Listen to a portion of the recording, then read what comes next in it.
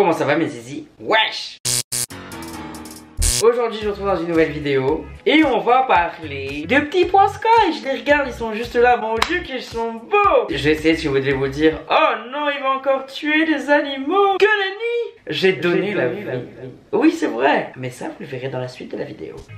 Commençons le commencement de cette histoire fabuleuse. Depuis que je suis tout petit, j'ai toujours eu des poissons. J'ai commencé par Maurice, dans un bocal. Je sais, c'est pas bien, mais j'étais petit et à l'époque je ne savais pas. Et surtout à l'époque ça se faisait beaucoup. Maurice a ensuite eu une meuf qui s'appelait Morissette. Et ils ont ensuite tous les deux migré dans un plus grand aquarium. Et là on leur a apporté plein de petits congénères, des petits potes et tout, c'était sympa. On avait un aquarium relativement grand avec des gros poissons rouges. Et ces poissons ils ont vécu 8 ans jusqu'au jour où ma mère a décidé de les dégager. On les a vendus sur le bon coin, enfin en gros on a vendu l'aquarium avec les poissons dedans. Je peux comprendre ma mère qui n'est pas passionnée particulièrement par les poissons, c'est une vraie passion, ça te prend tout ton temps et si t'aimes pas vraiment ça, vaut mieux les donner à des gens qui s'en occuperont mieux plutôt que ne pas bien s'en occuper. Et dans mes souvenirs, c'est vrai qu'on s'en occupait pas super bien, personne ne mourait, c'était des poissons hyper résistants. Je comprends pas comment ils ont survécu 8 ans, enfin même plus de 8 ans. Donc c'est pour ça que quand j'ai eu mes poissons au début, je dois le reconnaître, j'ai fait un petit peu de la merde. Et parce que moi toute mon enfance j'avais fait ça et mes poissons résistaient donc je comprenais pas. J'étais en mode I'm a survivor, je vis dans l'eau du robinet, dans un aquarium s'il te plaît. Quand je suis remontée à Paris, grâce à YouTube, j'ai renoué avec l'aquariophilie. Sur YouTube il y a une flopée de vidéos de mecs et de meufs qui redécorent des aquariums, qui t'expliquent quelle espèce, quel machin. Et je trouvais ça fascinant. C'était une période de ma vie où j'étais extrêmement stressée. Et c'est vrai que regarder un petit univers tout calme, tout serein, avec des petits êtres qui sont... c'est relaxant de ouf. Il y en a qui se pignolent, ben moi je fais des aquariums, voilà, chacun son délire. Et donc du coup... Arrête Alex avec ta capacité de concentration de 2 minutes, faut arrêter. Il y a bien longtemps j'ai adopté Zézette. J'étais très heureux au début d'avoir Zézette. Je vais être papa d'un poisson rouge. Sauf que je n'ai pas attendu suffisamment longtemps avant d'intégrer Zézette à l'aquarium. Faut savoir qu'il faut attendre 1 mois. Et Zézette. Zézette, tu l'as toujours? Pourquoi tu ne montres plus Zézette? Est morte. Zézette is dead. Elle est muerta. Complètement muerta. Sèche. Après Zézette, il m'a fallu un temps. J'ai eu un petit deuil. Je rigole, c'est pas vrai. Hein. Faut pas abuser non plus, c'est un poisson rouge. Après ça, je me suis dit, bon, je vais tenter les guppies. Des guppies. Qu'est-ce que j'ai fait encore une fois? Je me suis filmé en train de faire de la merde. Je me suis fait insulter dans les commentaires et tout avec les poissons. J'ai fait plusieurs erreurs, bien évidemment que j'ai payé. Les guppies que j'ai pris, je pense qu'il y en avait une des guppies qui était malade parce que quelques heures après l'avoir mis dans l'aquarium, pourtant là pour le coup j'avais attendu 1 mois, j'avais fait attention machin et tout. Elle est muerta et les autres ça a suivi. J'ai arrêté et j'ai mis en stand-by et je me suis dit on va repartir de zéro. C'était un peu superstitieux aussi, je me suis dit c'était parce que t'as montré sur YouTube, les gens t'ont porté l'œil. Je suis très comme ça, tu vois. Donc je me suis dit là tu vas refaire ton aquarium sans rien montrer à personne. Donc j'ai laissé l'aquarium tourner pendant 1 mois et ensuite j'y ai intégré 2 femelles guppies et un mâle. Et là, bizarrement, tout s'est bien passé. Il fallait juste que je reprenne l'aquarium de zéro, que je respecte le cycle et tout. Et les poissons ont vécu super longtemps et ils sont encore en vie aujourd'hui. Quelques temps après, j'ai commencé à avoir des algues, donc j'ai acheté une crevette que j'ai intégrée aussi dedans. Et j'ai vu que tout se passait bien, donc je me suis dit, Alex, tu es prêt, tu es un bon papa. Et on va pouvoir prendre un aquarium beaucoup plus gros et l'intégrer ailleurs parce que dans la cuisine, c'était pas du tout pratique. Et ce meuble de télé qui est vide au milieu, il y avait quelques bibelots. Je voulais intégrer un aquarium dans le meuble de télé, je trouve ça grave joli. Et c'est beaucoup plus simple pour les observer parce que dans la cuisine c'est une galère, faut être tordu comme ça sur la plaque de cuisson qui sonne si tu restes trop appuyé dessus. Alors que là il est vraiment à ras du sol, si tu veux tu t'assois par terre, tu regardes des poissons. Et c'est ce que font généralement les gens quand ils sont invités chez moi. Ils s'allongent devant et regardent comme ça comme des abrutis. Chose que je fais parfois pendant 45 minutes, je regarde mes poissons, je suis en mode waouh. Donc je suis partie chez Leroy Merlin acheter 2 cubes en chêne, renforcer un petit peu le meuble de télé. J'avais racheté aussi 2 petites crevettes. J'avais fait une story de ces crevettes là. Et vu qu'on parle beaucoup sur Instagram, suivez-moi sur Instagram pour ceux qui ne me suivent pas sur Instagram. Et je réponds à tous vos DM et tout. Il y a un abonné qui m'a dit ah t'as des crevettes et tout. Je raconte un peu ma vie. Il me dit ah mais moi si tu veux j'ai des crevettes à te donner. Parce que moi j'en ai plein des crevettes, elles font que se reproduire. Je dis ok go. Du coup on se donne rendez-vous. Donc là je vais rejoindre un abonné et on va aller chercher des crevettes. Oui c'était la Saint-Valentin, vive l'amour, vive la fête, vive la queue. Je sais pas ce qui m'a pris, désolé. Donc let's go!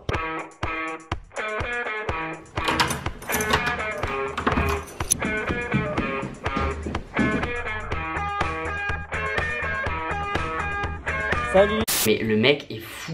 Regardez, il m'a ramené un sac rempli. Donc il m'a donné des releases et il m'a donné des Red Cherry. C'est hyper gentil et c'est là que je me dis c'est incroyable Internet. En fait on réalise pas trop des fois qu'il y a des vrais gens qui nous suivent. C'est trop mignon, genre il m'a donné plein de conseils, il m'a donné de la déco et tout. Il m'a donné des plantes, il m'a donné de l'ardoise, il m'a donné une racine, plein de petites crevettes. Après avoir acheté mon grand aquarium. Et c'est ce jour-là que j'ai décidé de créer le nouvel aquarium parce que j'avais tous les éléments de décoration. Alors bienvenue dans notre nouveau setup. Donc comme vous voyez c'est ici que j'avais un espace vraiment large pour mettre un aquarium. J'ai décidé de le mettre ici parce que d'une c'est plus esthétique d'avoir l'aquarium encastré dans quelque chose. En plus de ça je trouve ça plus facile de venir observer les poissons quand tu t'assois comme ça par terre à côté de la télé. Il passe pile poil et je l'insère directement ici.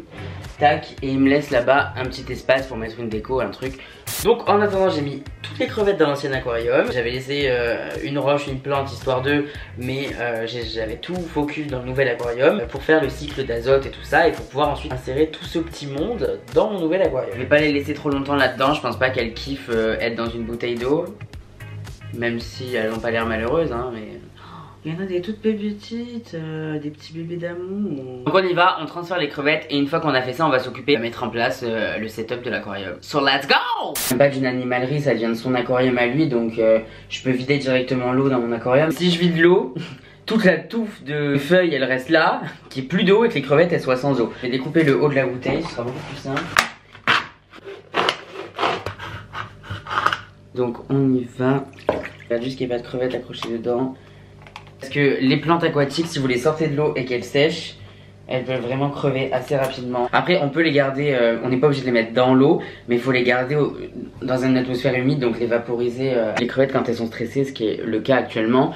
Et c'est bien ce qu'il a fait, c'est qu'il a mis des feuilles au fond pour qu'elles puissent s'accrocher en fait. Soit vous mettez des feuilles, vous mettez de la mousse, vous mettez des plantes. Les crevettes ça nage pas vraiment et ça aime bien s'accrocher quand c'est stressé. Donc là elles se sont toutes agglutinées sur la petite touffe que vous pouvez voir au fond. Ce que je vais faire c'est que je vais les acclimater un petit peu et quand c'est fait, je vais mettre directement la boule de plante dans l'eau. Généralement j'aime pas verser l'eau directement du sac dans mon aquarium parce que ça vient des animaleries et tout. Mais là ça vient d'un mec qui fait de l'aquarium, d'un mec voilà, qui fait ça. Donc j'imagine que son aquarium il est sain si les crevettes elles arrivent à se reproduire. Donc là ce qu'on fait c'est que je les ai mis un petit peu à s'acclimater pendant quelques minutes. Faut pas non plus... Il y en a qui laissent acclimater les poissons pendant des heures et des heures. C'est pas ce qu'il y a de mieux, très honnête. Les poissons sont en stress. Il y a quelques espèces de poissons comme je sais pas moi les poissons d'eau de mer où là c'est beaucoup plus particulier. Mais sinon les poissons genre les guppies, les crevettes et tout, ça sert à rien de les faire acclimater pendant des heures et des heures et des heures. Donc là je les fais s'acclimater un petit peu et je vous filme leur arrivée dans l'aquarium. Sinon j'ai une petite soupe miso de plantes d'aquarium, c'est plutôt sympa. C'est presque appétissant non? Oh là là mon dieu! On va essayer de pas les forcer, qu'elles s'aventurent par elles-mêmes toutes seules. Allez les filles, hop! Et la première elle est partie. Oh, la deuxième. Il y en a qui sont restés à proximité de la petite boule, pas très loin en tout cas, voilà, parce qu'elles étaient un petit peu moins rassurées, d'autres qui sont un petit peu plus aventureuses. Je vais les laisser prendre leur marque, et voilà. Alors avec les crevettes au début, il y a toujours des petites batailles de territoire, elles sont là à s'embrouiller, mais bon voilà, ça dure genre 1 heure et après elles se calment, voilà, chacun retourne faire son taf de...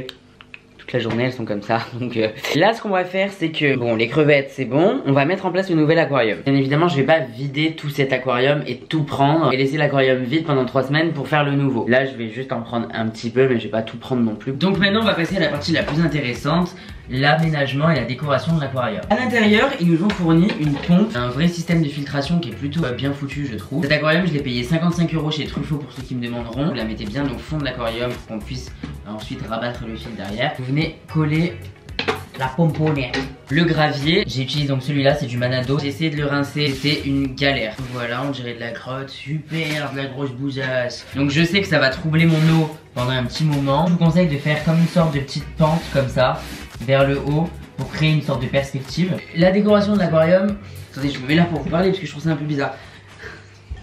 Parce que c'est vrai que là c'est pas du tout bizarre. Merde, oh merde. Il y a ce petit bol là où il y avait les plantes qui se renversaient sur la moquette. Bref, tout ça pour vous dire que moi les aquariums j'aime bien les choses assez naturelles. Je suis pas fan des trucs kitsch genre bleu, rouge. J'aime c'est l'idée d'avoir un petit morceau de rivière dans mon aquarium. J'habite à Paris, j'ai pas de jardin. T'as une sorte de petit jardin aquatique au milieu de ton appartement. Je vais prendre une feuille de catappa. Je vais venir glisser genre juste ici, celle-là. Juste ici, vu que c'est des feuilles mortes, ça fait un effet vraiment un fond de forêt. Je vais en caler une autre ici. Cette grosse branche là, juste ici. Je vais la mettre là, on a dit. Ensuite, venir mettre les plantes. humidifier les plantes tout au long de l'installation. Je suis obligé d'enlever, de remettre depuis tout à l'heure, c'est une galère. En fait j'ai envie de faire une petite sorte de forêt au fond. On met toujours les plus grandes plantes au fond, les plus petites devant, mais bon ça, vous êtes pas con, vous le savez j'espère. Pour siphonner c'est très simple, vous avez la bouteille qui est ici, j'ai un tuyau là. Et pour faire aller l'eau directement dedans, il faut juste qu'il y ait un système de pression. Vous aspirez comme ça d'un coup, pas besoin d'attendre que l'eau soit dans votre bouche, ça c'est un peu dégueulasse. Bref, vous aspirez et ça va faire un petit filet d'eau, je vous montre. Et là, hop, voilà, et ça fait un petit filet d'eau. Et il n'y a plus qu'à laisser couler. Donc en attendant, je vais aller caler l'aquarium là-bas. Je vais le laisser se remplir tranquillement. Donc j'ai laissé pendant un mois l'aquarium tourner tout seul. Et je laissais les bactéries se faire et le cycle d'azote et tout le bordel. Et le 14 mars, bingo, bingo chulo, c'était l'heure d'aller tester l'eau. Donc j'ai pris un échantillon d'eau, je l'ai amené à mon animalerie. Sachez qu'il y a beaucoup d'animaleries qui font ça. Et c'est hyper pratique parce que ça vous permet de savoir si les paramètres de votre eau sont bonnes ou pas. Vous, ça fait quelques secondes, mais moi ça fait un mois que j'attends que ce putain d'aquarium puisse recevoir mes crevettes. Moi là où je vais, il y a deux personnes, une fille et un mec qui sont hyper calés. Et c'est pas des vendeurs d'animalerie pourris genre qui te disent oui oui bien sûr, vous pouvez mettre un combattant, mais là-dedans il vivra super bien, ça lui fait un petit F2. Non. Je vais prélever un petit peu d'eau. J'ai rien d'autre comme récipient qu'un shooter, je vais vous prouver mon grand désespoir alcoolique. Du coup on va prélever un petit peu d'eau, je vais vous montrer comment je fais. On va siphonner avec un tuyau. Un petit bout dans l'aquarium. On va aspirer et on va prendre soin d'enlever sa bouche avant que l'eau sorte. Hop, et là l'eau va sortir. Et voilà. On remplit un tout petit peu. Bah, écoutez, mon shooter est prêt, j'ai plus qu'à l'amener à l'animalerie, donc let's go.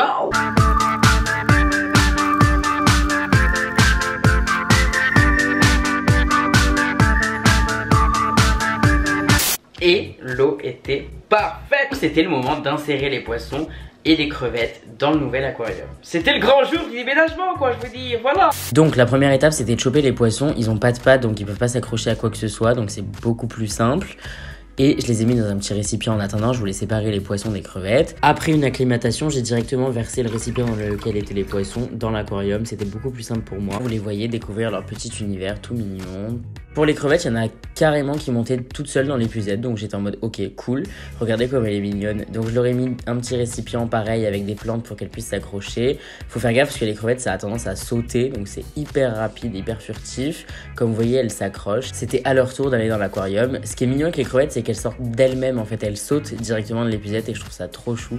Ça, c'est l'entrée dans la villa des crevettes, en fait, randonnée. C'est ouf parce que le fait de voir de la vie dedans. Alors oui les plantes c'est vivant mais c'est pas la même chose. Ça me rend heureux. Genre là j'ai l'impression d'avoir un mini univers sous ma télé. C'est trop stylé. Ils sont trop mignons mes bébés poissons d'amour.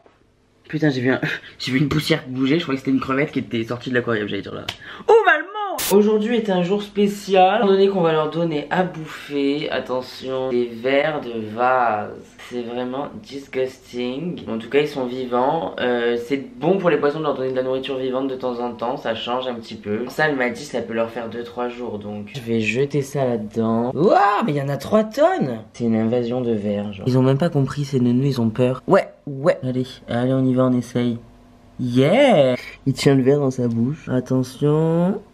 Rac, ouais. Ah, le petit mâle il part à l'attaque là. Hop là. Ça les fait paniquer un peu que la bouffe elle bouge. Du coup voilà ce que ça donne. Mon aquarium est super beau. Je trouve ça beaucoup plus joli d'avoir l'aquarium intégré dans le meuble. C'est beaucoup plus facile à observer. Parfois avec mes potes je veux dire on est là avachis devant en train de les regarder. C'est passé un petit événement sympa. Donc comme vous le savez les guppies se reproduisent assez facilement en aquarium. Le truc c'est que dans mon petit aquarium le mec il les encloquait toutes les 5 minutes, il était en train de les brouillard. Mais sur mes grands-mères, les femmes elles accouchaient, il y avait les petits, tu vois pas toi. Les guppies mangent leurs petits, c'est normal, c'est pas comme nous les humains. En gros, à chaque fois, ils arrivaient à les bouffer parce qu'il n'y avait pas assez de cachette. T'as ta guppie qui est en cloque, l'autre elle est pleine, donc elle attend de voir ce qui va se passer ou ce qui va pas se passer. Après, j'avais pas énormément d'espoir parce que moi je pensais que mon mâle il était un peu nul, tu vois, genre que son sperme c'était de l'eau ou je sais pas. Et une fois, j'avais eu un bébé qui avait réussi à grandir et tout, sauf que. Il a fini dans le filtre, aspiré. Et il m'arrive toujours des bêtises, regardez. Sierpou, il s'est fait aspirer par le filtre, du coup il est muerto. Mais pourquoi tous mes poissons, ils sont maudits?